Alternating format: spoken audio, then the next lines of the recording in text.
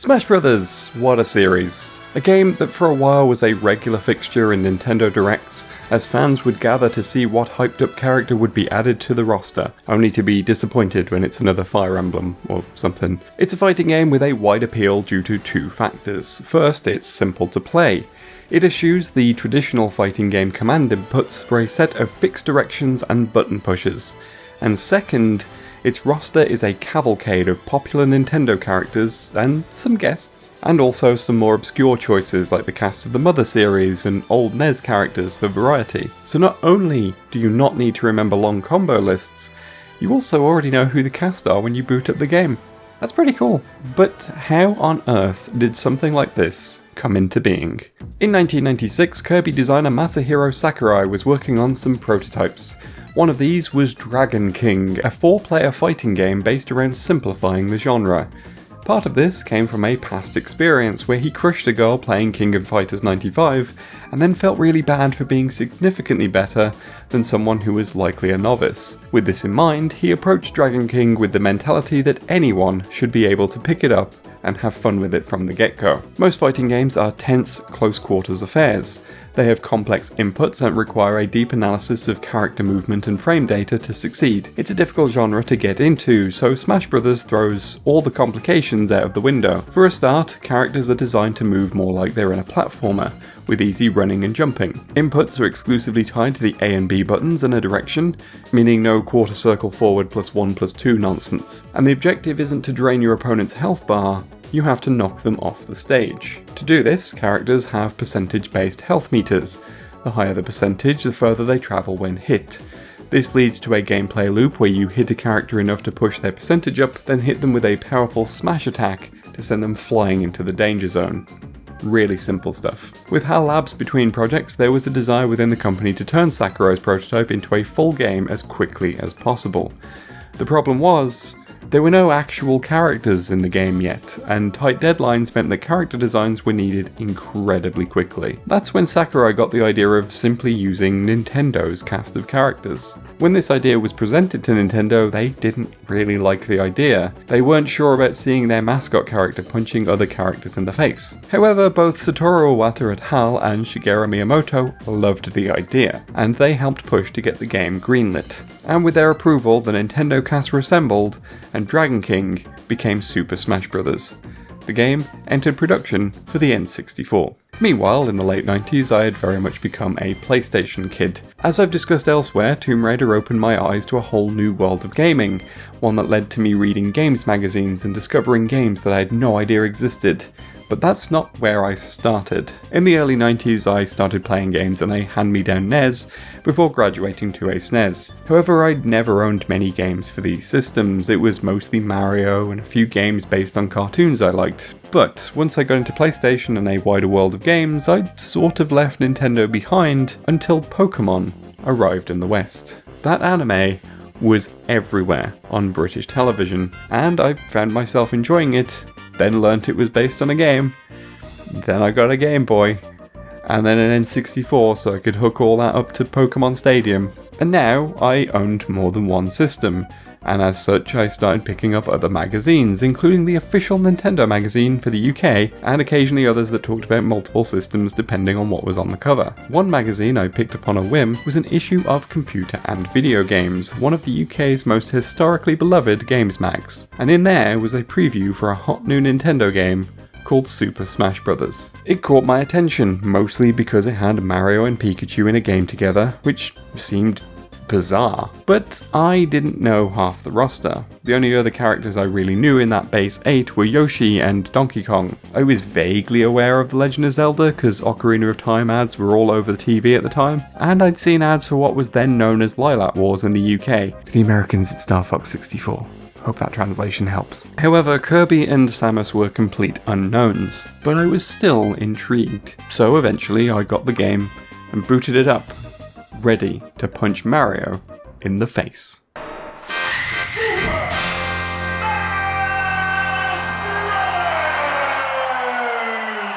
Super Smash Bros. Is a fairly quaint game in the context of the wider series. While most of its follow-ups would be jammed full of content, the N64 debut is not. It's got 8 base roster characters, 4 unlockable characters, 9 stages, and a single player mode that simply groups the basic fights together in a set order. Even the game representation feels quite small. Mario and Peach's Castle reference Super Mario 64. Donkey Kong and Congo Jungle represent Donkey Kong Country. Link and Hyrule Castle reference Ocarina of Time. Samus and Planet Zebras represent Super Metroid. Yoshi and Yoshi's Island represent Yoshi's Story. Kirby and Green Greens draw from Kirby Superstar. Fox and Sector Z are based on Star Fox 64. And Pikachu and Saffron City draw from Pokemon Red and Blue, with a little flavour from the anime tossed in for good measure. There was also an unlockable stage based on Super Mario Bros., and that was that. It's pretty bare bones, especially when compared to what the series would later become, but this didn't stop the game from leaving an impression. Super Smash Bros. Was instantly fun, and there was enough cool stuff in the one-player mode to make it fun to play through. Let's talk about that mode, shall we? It is a series of fights, always in a single set order. You fight Link, then a team of Yoshis, then Fox. You enter the Break the Targets minigame, where each character gets a unique layout of targets suited to their moveset. I really liked this concept as it helped you learn what each character could do much more effectively. You can only hit this target because Mario's fireball curves downwards. Link can only hit this target by throwing a bomb upwards. These targets and gaps in Samus's stage are perfect for you to drop her bombs onto. It's good stuff. After this, you fight the Mario Brothers, presenting the first curious appearance of Luigi. And then it's Pikachu, followed by a giant Donkey Kong you fight with 2 CPU allies. Then it's on to another minigame, Board the Platforms. It's the same as the previous one, only now you have to jump onto specific platforms using your skills. Then it's a team of Kirbys, all wearing different hats to represent the base roster, with the last Kirby just being Kirby. After this, it's Samus as the final character fight, then you fight a Metal Mario inspired by the power-up in Super Mario 64. It's often a long, drawn-out fight because Mario never flinches and barely moves when smashed. Then it's another minigame, Race to the Finish, which is honestly kind of dull, so let's move on. After this is another special fight where you take on the Fighting Polygon team. These are 30 faceless polygon creatures using the moves of the base roster. Finally, you reach the final boss, Master Hand, who is a gigantic gloved hand with a unique moveset who can only be defeated by lowering its HP. No explanation, the game simply said, now here's a weird hand that breaks all the rules. Good luck. You defeat it and it explodes and screams in pain. Next thing you know, your character turns into a doll and flops onto a child's desk, which then implies that the whole game was just all taking place in the excitable imagination of the child who owns that desk. It's a fun little concept when you think about it. But this is what made Super Smash Bros. So cool. It had unique gameplay for a fighting game, but on top of that there was a degree of mystery and excitement. Look, here are all these characters you know in a game together, but also, what's a Master Hand? Why is everyone a doll? And what the hell, I have to fight Jigglypuff now? Yes, because there were 4 unlockable characters. These guys didn't get the attention the base roster did, as none of them got their own stages, and aside from Luigi, don't get to show up in the one-player mode. When I played the game back in the day, the unlockable characters were odd to me. Luigi made sense, obviously, but Jigglypuff was a choice I could not understand. Sure, it was a fun character in the anime, but hardly felt worthy of playable character status. What about Meowth, the best Pokemon? Why not give him the slot instead? He was important, he was part of Team Rocket. Look at that face, how can you say no to that face? Anyway, I have since learned that Jigglypuff was largely chosen because they could just modify Kirby on their tight schedule and, well, okay, that's fair, I guess. But then the characters got weirder. Captain Falcon and Ness? Who are these guys? What's an F-Zero? What's an Earthbound? I'd honestly never heard of F-Zero. Being a PlayStation kid, Wipeout was the only futuristic racer I knew anything about. For Earthbound though, I do have a reasonable excuse. The UK simply didn't get this game. Super Smash Bros. Was Ness's European debut. I wouldn't play his game until 2013, when it got its first ever European release for the Wii U, so you can cut me some slack for my utter confusion for who this small boy with floaty controls was. All that was fun and all though, but now we've reached the new millennium and there's a new PlayStation on the scene. My brief flirtation with Nintendo is now over.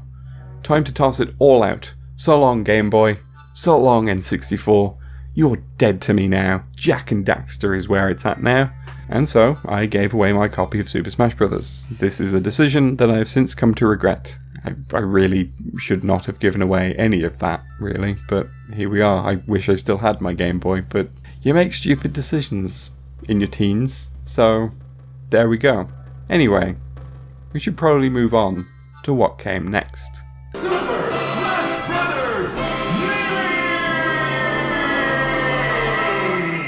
While my attention shifted towards the new PlayStation, it wasn't the only new console, as Nintendo were also working on the Dolphin, later known as the GameCube.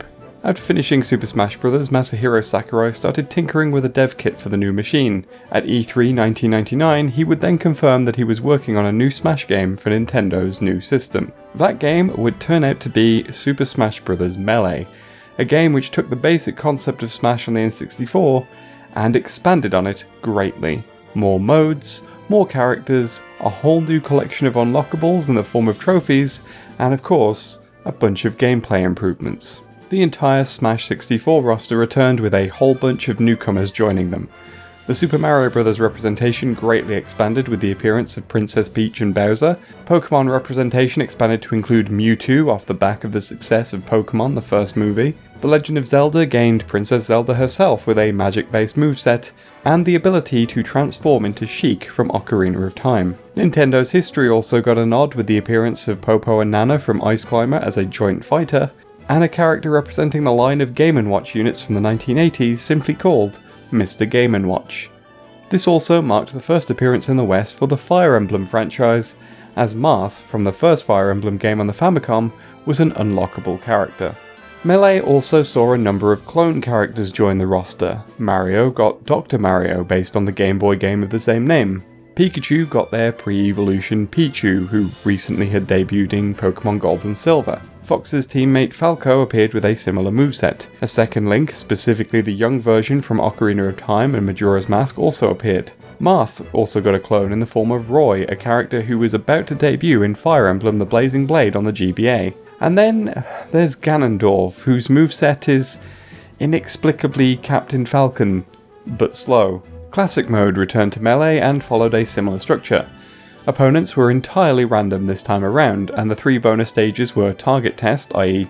the return of Break the Targets, Snag the Trophies, where you had to knock falling trophies into a basket to unlock them, and Race to the Finish, which opened up a more expansive course with multiple routes and also multiple exits. However, the real excitement with Melee's single-player modes came in the form of Adventure Mode, which took more direct inspiration from the original games. Stage 1 was a Mario-style platforming segment where you fight Mario and Peach afterwards. Stage 2 was a two-stage fight against Donkey Kong on the two DK stages. Stage 3 was the underground maze based on Zelda dungeons featuring fights with Link and Zelda. Stage 4 was a fight against Samus followed by an escape sequence similar to those seen in the Metroid games. Stage 5 was a Kirby fight similar to the one in Smash 64, followed by a giant Kirby fight. Stage 6 featured two fights against Fox, with the second featuring more R-Wings flying around firing lasers. Stage 7 was a Pokemon battle featuring 12 opponents and Pokeballs would drop as an item. Stage 8 saw the player running across an F-Zero track to reach the finish, before facing Captain Falcon at the end. Stage 9 was a team battle against Ness. Stage 10 required you to climb Icicle Mountain before facing the Ice Climbers. Then on Battlefield and Final Destination you face off against the Fighting Wireframes, Metal Mario, and then a giant Bowser who turns into a new form, Giga Bowser. So there was a lot that was new to Melee then, and it proved incredibly popular. It was the best-selling game for the GameCube, and it spawned a competitive scene so vast and dedicated that it still exists today. It's a game with a stellar legacy, and one that is often held up as the greatest game in the series.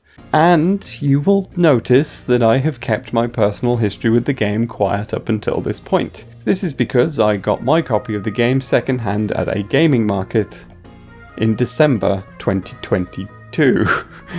So I haven't even owned it for a full year at this point, and I may have bought it specifically because I knew I wanted to make this video. That's right, I genuinely have never played Melee before deciding to make this video. I'm sorry, I have no personal stories to tell or nostalgia for the game like I do for the rest of the series. And honestly, I think being so massively late to the party after playing games in the series that came later kind of ruined Melee for me. I know it's beloved, I know it's the competitive favourite, I just didn't click with this one quite as well, you know? Found the gameplay a little unresponsive in comparison to later games, I found its content a little lacking, and honestly I find the audio design kind of a little lackluster. I'm not here to hate on Melee though, of course. I fully recognise that my lack of love of the game is likely down to simply not being there at the time. Looking at it objectively in comparison to its predecessor though, there are a lot of significant improvements that are welcome. Obviously, the air dodge. Adventure mode, really rad as a concept. Introduction of trophies would shape the series to come, and I love the trophy system. There are some really interesting stage ideas. And even though I'm not fond of the audio design, at least the menu music here is better than Smash 64's vaguely menacing experimental void noise. But it doesn't matter what I think, of course. Melee's reputation is cemented at this point. You don't gain a 22-year-long competitive scene for nothing. Melee is an important addition to the series, and while it is not my personal favourite, I'm glad that I got round to experiencing it. And while I might not have any personal stories to tell, this is where I'm kind of going to leave it over to you guys. If you have those personal stories, those memories, those experiences with Super Smash Bros. Melee, let me know them in the comments. If I can't provide them, then I'd like you guys to provide them instead.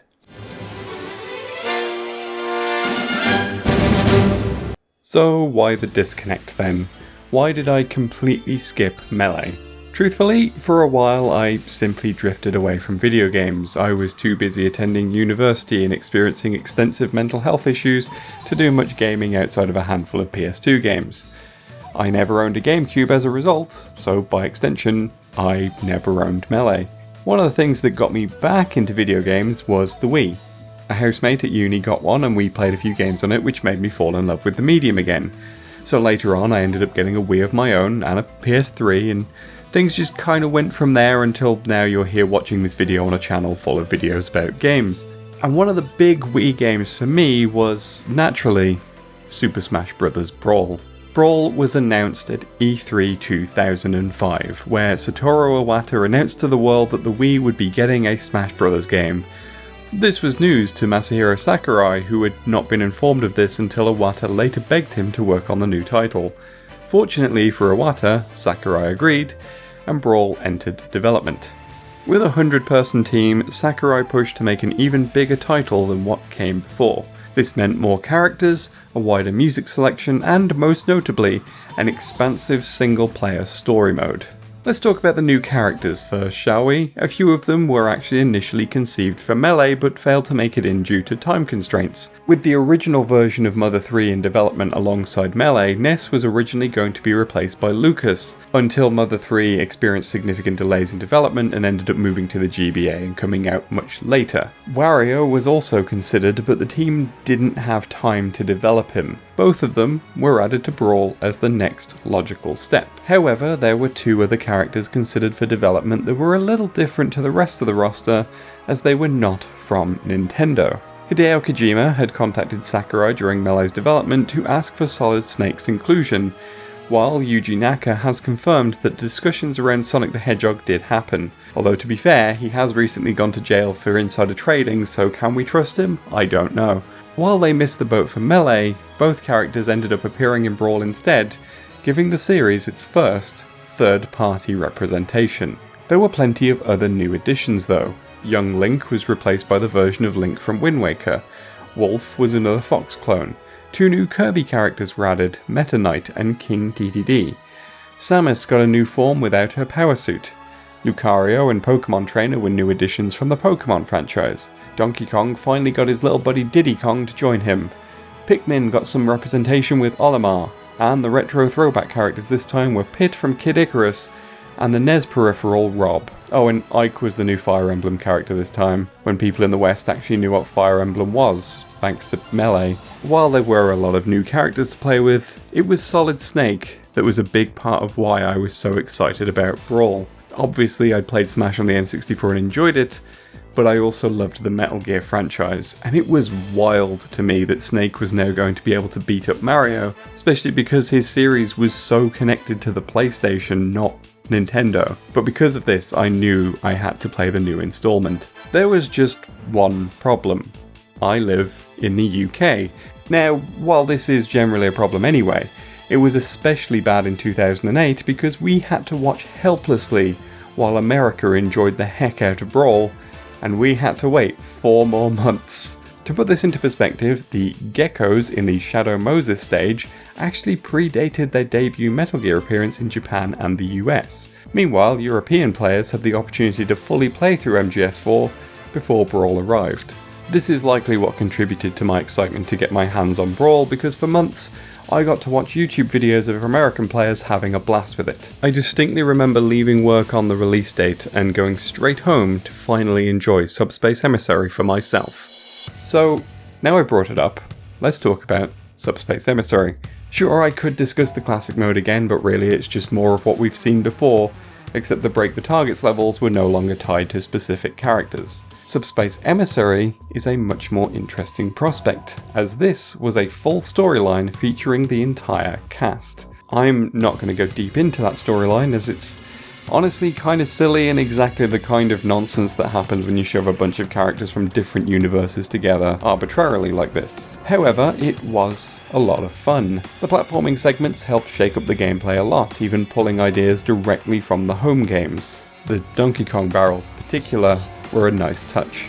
It just had a lot of fun moments. Captain Falcon laying waste to a squad of Pikmin, Pikachu and Samus forming an unlikely team-up, Diddy Kong literally dragging the Star Fox crew into helping him rescue DK, Mario or Link getting mad at the other one for thinking they killed their respective princess before realising it was all just a misunderstanding, Snake being discovered by Lucario, and Sonic the Hedgehog showing up at the last minute because apparently this was the one time that he didn't feel the need to go all that fast. Subspace Emissary isn't the only reason Brawl won me over so dramatically. Musical representation expanded drastically with this game, with a fleet of iconic and beloved composers lending their talents to arrangements across a wide spectrum of Nintendo games. So many of these are superb remixes. The castle theme from Super Mario World, the summery remix of Sticker Bush Symphony from Donkey Kong Country 2, the Ocarina of Time medley, the moody Electro Norfair remix, the inexplicable metal remix of Gourmet Race from Kirby Superstar, the absolute rave monster of the Corneria theme from Star Fox, Unfounded Revenge from Mother 3's super catchy remix, and Metal Gear's Encounter theme just getting this massive enhancement. These are just some of my personal highlights from Brawl's remixes, but I'm sure you have a few of your own, so leave them in the comments. It should probably be clear that I have a deep personal connection with Super Smash Bros. Brawl. Sure, it's a little easier to look back on it now and see some of the cracks. The gameplay can be a little sluggish, the tripping mechanic was a terrible decision all round, and the muted colour palette doesn't really suit the series at all. But it is the game that got me back into the series, and Nintendo in general, after a long time away. So it'll always hold a special place in my heart.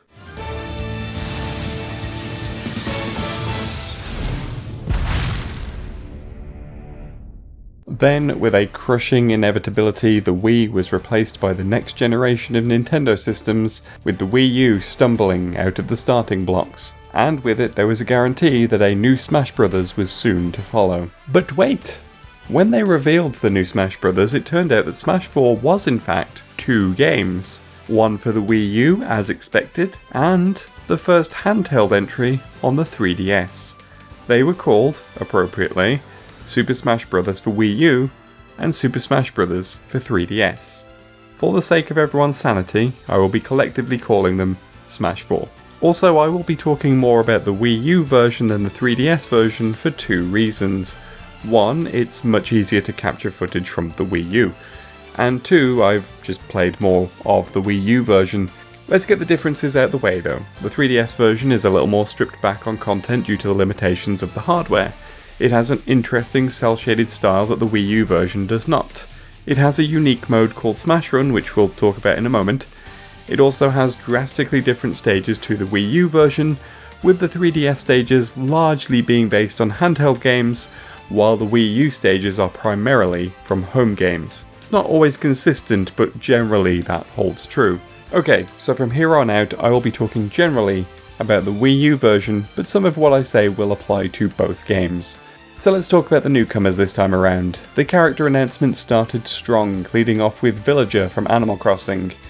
It was kind of a guarantee after the bizarre amount of Animal Crossing content in Brawl despite having no playable character. Then a new third-party character appeared.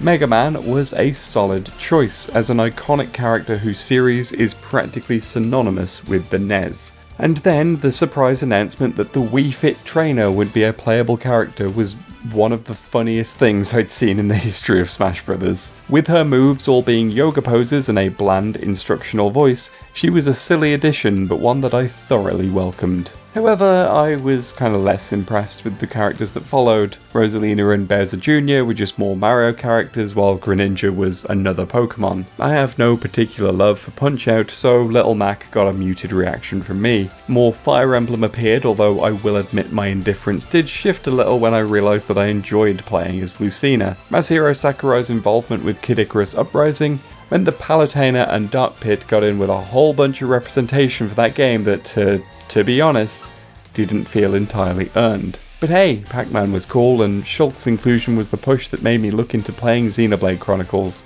Also, the retro throwback edition this time was the Duck Hunt dog, so that was fun. There was also the addition of Mii Fighters, which brought with them a new element to the Smash Bros. Formula: customization. Pretty much every character could be customized, with their special moves able to be swapped out across the board. It was a neat feature that shook up gameplay when I remembered it even existed, and to be honest, I basically never do. In fact, it was only when looking at Smash Wiki's list of newcomers while writing this section that I remembered that customization was a thing, because that customization was one of the things that made Smash 4 extremely weird. There was clearly a lot of experimentation going on with this installment that sometimes landed, and sometimes didn't. Classic mode was proof of this, for instance, as the progression of this mode had been completely overhauled. Now battles were largely random and triggered by moving your character to a set of playing pieces on a board. Usually battles were large-scale chaotic affairs with up to 8 opponents. The minigames were entirely gone now, and the final boss fight got strange. Master Hand would now explode, the world would get weird, and now you'd be fighting a Shadow Man, a Shadow Dog, or some Shadow Swords. Also, allegedly there was a gigantic fortress boss, but I was never good enough at the higher difficulties to see it, so please enjoy this footage I got off the internet instead.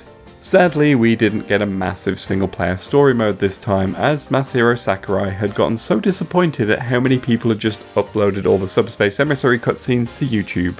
Instead, the Wii U version gets Smash Tour.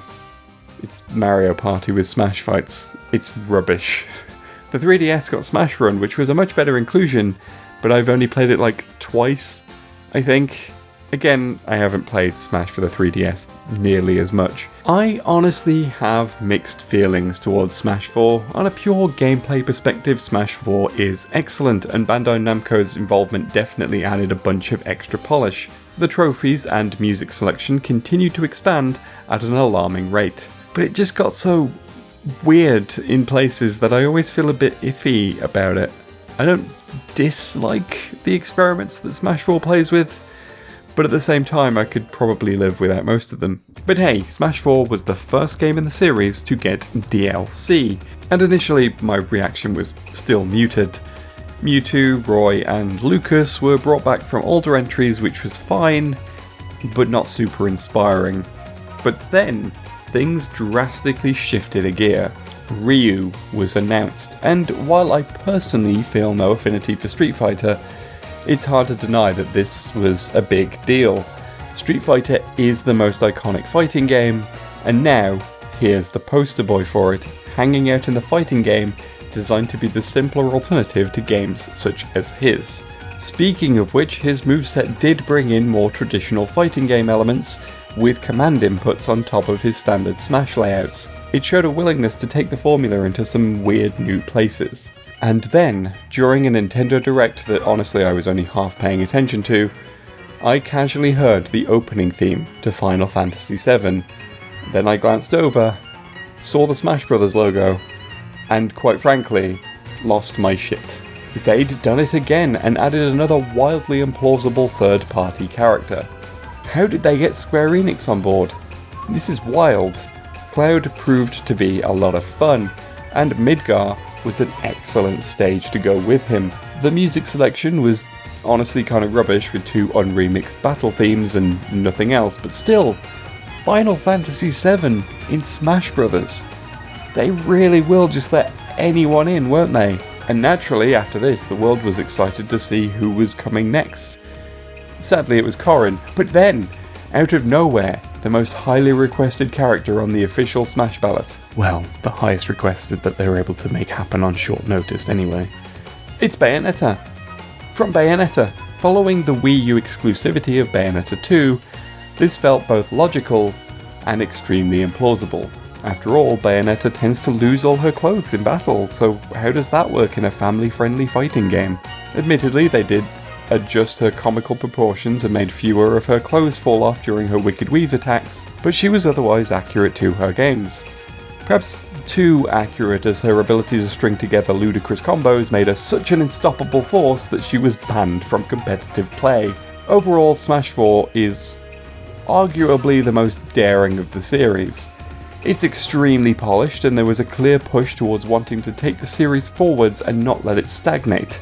I enjoy it, but I don't love it as much as the other entries. Perhaps I would have loved it more if the Inklings from Splatoon had been given a DLC spot, as I kept desperately wanting at the time.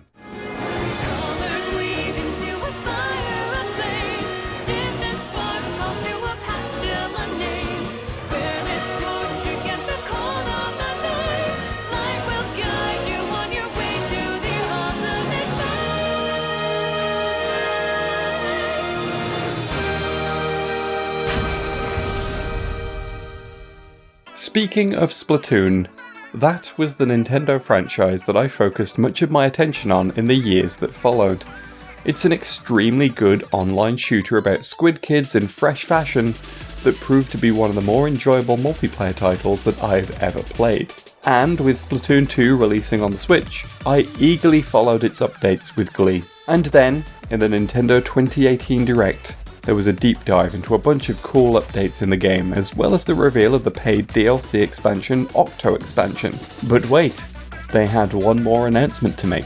It looked a lot like the original trailer revealing the first Splatoon.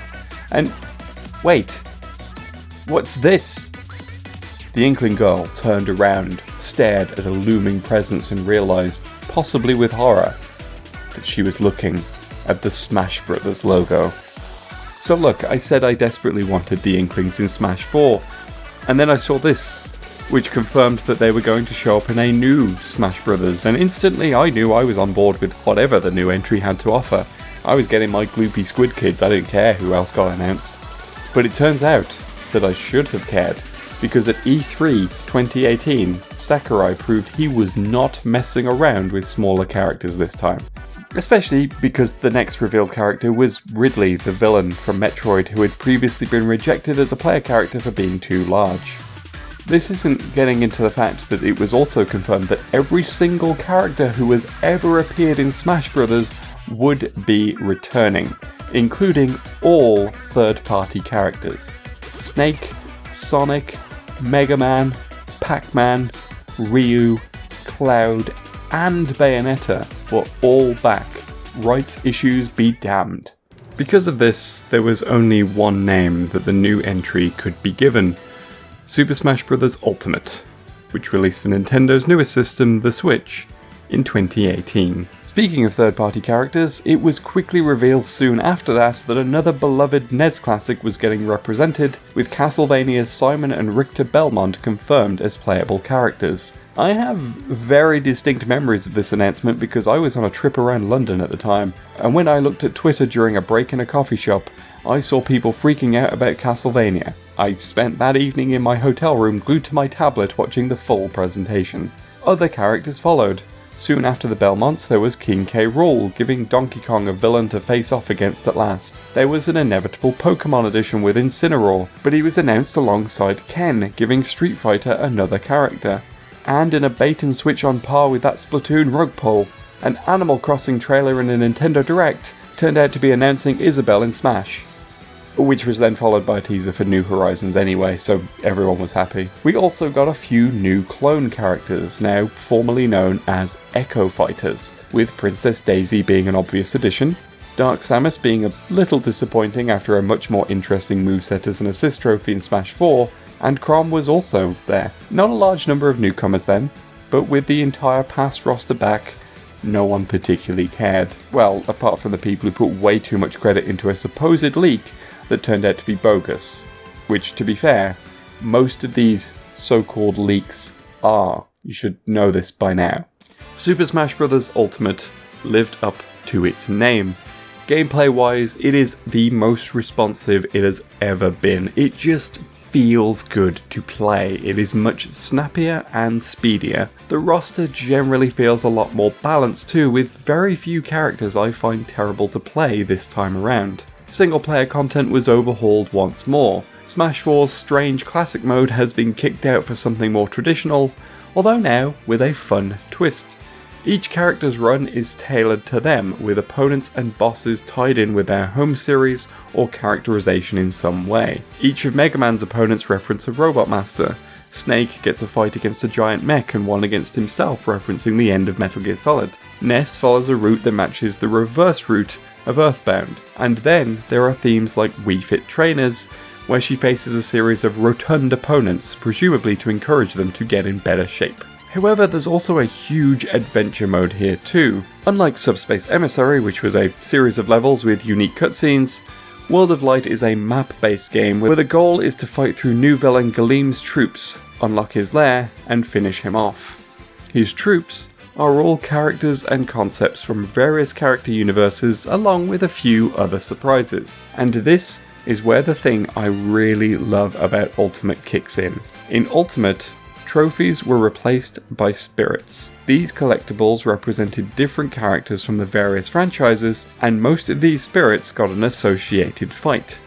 These fights are what litter the map of World of Light, and defeating each opponent hands you their spirit. These fights all utilize the existing cast of fighters to reference the qualities of the original characters. This fight against a group of Inklings with low gravity sees them jumping a lot, making these squid kids resemble bloopers, squid-like enemies from the Mario series. The swooping Snitchbug fight features a lot of Boss Gallagher items which pull characters up like the Pikmin enemy. A fight against Diddy Kong endlessly using his peanut pop gun while Deku Nuts drop in references Deku Link from Majora's Mask. A super tiny Mr. Game & Watch represents the fly-like Buzz Buzz from Earthbound. A cowardly Dr. Mario protected by a gigantic Rob is representative of Otacon from Metal Gear, designer of one of the titular giant robots, who has a tendency to piss himself in lockers. A giant King K. Rool represents the room-sized Kraid fight from Super Metroid. Grey Kirby's that keep turning to stone is a brilliant way to do the Pokemon Geodude. This green Donkey Kong with a screw attack equipped is, of course, Blanka from Street Fighter. Fighting a whole bunch of Kirbys with the Star Rod item on Fountain of Dreams is an obvious nod to the final boss fight of Kirby's Adventure. Splatoon's Great Zapfish is represented by a giant Pikachu on a stage with a very similar tower to Inkopolis. A grey Sonic the Hedgehog starting a fight with the Black Hole item, which causes its victim to float helplessly in mid-air, is a sneaky nod to the absolutely terrible silver boss fight in Sonic 06. It's no use! Snake Man from Mega Man is represented by, Snake, in a stage where bomb chews drop, operating in a similar way to that boss's original projectiles. And there's a fight which I still can't believe exists, which features a scared duo of Peach and Daisy, both in red, on Luigi's Mansion while a certain camera snaps around, and it's supposed to be the twins from Fatal Frame 2. This is such a cool little feature, and one that kept me guessing at how each fight would be represented. There is so much creativity on display here, and it is so incredibly charming. But it didn't stop there, because Ultimate also got an extensive line of DLC characters, 12 to be exact. This started with the goofy inclusion of Piranha Plant from the Mario series, who I think no one saw coming. Speaking of never seeing it coming, Joker from Persona 5 was next in line, which made me lose my mind. I listed Persona 5 as my game of the decade in 2019, so naturally, getting the protagonist in Smash Bros. Was a wild, impossible dream I didn't even know I wanted. He's also just a lot of fun to play as, and thankfully has Morgana yelling as a taunt. What else do you need? Dragon Quest's Hero followed, leading to a lot of confusion from Western fans who were seemingly unaware of just how massive Dragon Quest is in Japan. But it's fine, because the West was then placated with the inclusion of Banjo-Kazooie, another seemingly impossible inclusion due to Microsoft owning the rights. I distinctly remember tweeting out, "Was that a Jiggy?" during the reveal trailer. It turns out it was indeed a Jiggy. The next DLC addition was Terry Bogard from the Fatal Fury and King of Fighters series, and I honestly didn't know who he was. Don't ask me, I just don't think those series were particularly big in the UK, I don't know. But then, I saw the ecstatic reaction from the hardcore fighting game crowd, and especially from Latin American fans, and I realised that he was actually a really cool addition. And then, there was Byleth.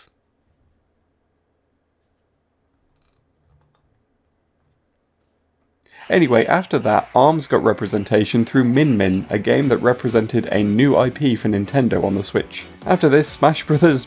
Broke Twitter with the announcement that Minecraft Steve was somehow coming to Smash Bros. This announcement came after a long period of silence, and this is likely down to the fact that every stage in the game had to be reprogrammed to allow him to mine them of materials. This was absurd, but it does show just how determined Sakurai & Co. were at representing the games. Next up was Sephiroth, who finally brought more significant Final Fantasy representation with him. Now we finally had a wider music selection, including several remixes such as Aerith's theme, reworked by Nier Automata's Keiichi Okabe. Also, we finally got Final Fantasy spirits and their related fights, after Cloud was clearly not interested enough to bring anything with him. Honestly, I was more excited for the music additions than Sephiroth himself. And then Pyra and Mithra from Xenoblade Chronicles 2 were added as a joint fighter who could be switched on the fly. I really love playing as these two, even if I could not finish their home game at all. More exciting for me was the next inclusion, Kazuya Mishima from Tekken, who I clocked the second I realised the reveal trailer featured someone being thrown off a cliff. Look, it's a whole thing in Tekken lore, I'm gonna go over it in a future video, stick with me, it'll be fine. Tekken is my personal traditional fighting game of choice, so you can imagine that I was pretty hyped. And also very annoyed every time someone claimed to not know what Tekken is. How dare you? This was also the first fighting game character whose command inputs I was actually aware of, and therefore was impressed that a wave dash is possible in the exact same way as Kazuya's home game. And then, the final edition, once again wrapping up the impossible dreams of the fanbase. Somehow, Nintendo were able to negotiate with Disney to get Sora from Kingdom Hearts in the game. I personally have never played a Kingdom Hearts game, only observed them from afar and raised objections to Goofy supposedly dying from a rock to the head. Look, this is stupid, he's a toon, he can only die to paint thinner, this is established canon. I knew how many people wanted Sora despite it seeming impossible. So, yeah, that was pretty neat. Like, I personally wasn't excited, but I was excited for other people, if that makes sense. Yes. Although it is hilarious how much Smash Bros. Skirts around directly referencing any other Disney property, aside from the Mickey Mouse charm on his Keyblade. Ultimate is a superb game, and it's one of my all-time favourites. It is the culmination of every game in the series that came before it, and it realised so many fan requests. Genuinely, if you want to know how much Ultimate represents, I sat down and counted how many games are referenced within Super Smash Bros. Ultimate. This is the list you can see scrolling by right now. If you take each character's debut game, the games their moves originated from, the Mii costumes, the origins of various stage elements, music tracks, item drops including assist trophies and Pokeballs, and every single spirit, you have about 678 games. And I'm not even sure if this is a comprehensive list. There could be more. I'm not going to check. I already got deep enough into this as it is. I have no idea how Nintendo could ever top this on future systems. I honestly highly doubt that they ever will. Super Smash Bros. Is a fascinating series. It's a fighting game that breaks all the rules of fighting games in an attempt to be more inclusive. But it's also a massive ode to fan service, with every character referencing another game in some way. It's a game that solely exists to answer questions like, who would win in a fight between Mario and Sonic? Based on the tier lists, it's Sonic. Guess that answers that one. But what's interesting about Super Smash Bros. Is despite being such a winning formula, it's never really been repeated successfully anywhere else. There have been many attempts at doing a Smash Bros. From other companies that just haven't won people over in quite the same way. Nickelodeon All-Star Brawl got a bunch of attention ahead of its release and then just sort of vanished. Multiverses brought together a bunch of Warner Bros. Properties, got a flurry of attention on launch, then just shed all its players in an instant when it turned out to be A, not very good, and B, had aggressive monetization. Brawlhalla and Rivals of Aether are smaller scale efforts that front-load their original characters, and that kind of dulls the crossover aspect a little, to the point where I was genuinely surprised to hear that there were crossover characters in it. On a personal level, I'm also very aware of the shortcomings of PlayStation All-Stars Battle Royale, which was Sony's attempt to make a Smash Bros. Of their own. It lacked many of the third-party characters people desperately wanted, and it just sort of lacked polish in some areas. This one I actually feel sad about, largely because I wanted it to be better, and there was enough charm there for me to make an entire video series about it back in the day. So why is it that no one else has managed to capture this magic? I think it all comes down to Masahiro Sakurai himself. While the whole team, of course, deserves credit for the hard work they've put in, Sakurai has been the one steering the ship from the beginning. And what's more, it's clear that he has a passion for the games he adds to the roster. In the presentations released for each character for Ultimate, and for the dev diaries that he's been releasing on YouTube since Ultimate's DLC wrapped up, he demonstrates a deep knowledge of video games as a medium. He loves the history of games, he loves playing games, and he cares deeply about making games feel good to play. Because that's what makes Super Smash Bros. So special. There's nothing cynical about it, despite the inevitable sea of deals going on behind closed doors to make it happen. It's a celebration of the medium of video games by making all the video games fight each other. Every character is handled with meticulous care. Every stage is full of intricate details, and the music selection features some of the most iconic tunes in video game history, arranged by the best composers. Compare this to how some of the copycats operate. Multiverses is a particularly egregious one, where Warner Bros. Gathered up a bunch of different IPs that they've hoarded through corporate takeover, put them together without any care for their cohesion. Mechanically, it's a mess, full of inconsistent hitboxes, tedious cooldowns on special moves, and a bland presentation that does none of its franchises justice. And Christ, I just want to play as Bugs Bunny. Why do I have to deal with all these currencies to get him, you absolute shitehawks? Anyway, in conclusion, Multiverses was bad. Smash Bros. Though is a huge success, and it's not hard to see why. Fans of each game will take interest in it because they want to play as their favourite character, and it's so easy to pick up and get into that those players are more likely to stick around than if they had to learn what FNDDF2 means. But that works both ways. You might come for Pikachu, then learn who Ness is and realise you missed out on a game called Earthbound. Also, remember how I said I didn't know who Samus was in the original Smash Bros? Metroid is now one of my favourite Nintendo franchises, because Smash Bros. Introduced me to that too. Arguably, it's also why I finally picked up Ocarina of Time and Majora's Mask for the N64 too.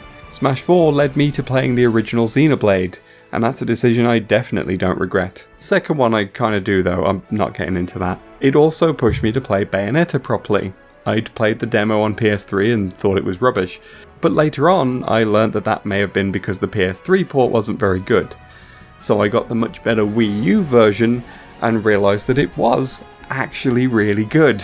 But it was Bayonetta's inclusion as DLC that pushed me to make that decision. And hey, I also learned who SNK were, and why they were considered so important in fighting game circles thanks to Terry's inclusion in Ultimate. I'll probably never play a King of Fighters mind, but I'm more knowledgeable now at least, and I welcome that. Super Smash Bros. Is a fantastic series.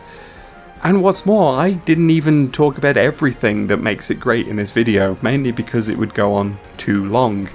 I didn't talk about final smashes, or assist trophies, or how much it continues to baffle me that Fatal Frame of all games got a small amount of representation.